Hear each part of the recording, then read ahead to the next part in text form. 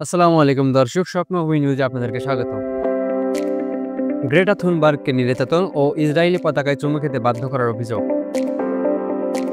রাজনৈতিক দলগুলোর সঙ্গে ঐক্যমত কমিশনের আলোচনা শুরু। শিক্ষক সমিতি জাতির আত্মা, বললেন অধ্যাপক গোলাম রসুল। যুক্তরাষ্ট্রে বাংলাদেশে পোশাক আমদানি 26.62% বৃদ্ধি পেয়েছে। ক্যারিয়ার গড়ন ইসলাম ব্যাংকে চলছে আবেদন। যশোরের অভয়নগরে বৈদেশিক মুদ্রাসহ আটক সাইদুলের 2 দিনের রিমান্ড মঞ্জুর। চৌগাছায় প্রবাসী মিজানুরকে কুপিয়ে হত্যার ঘটনায় 3 জনের বিরুদ্ধে আদালতে মামলা।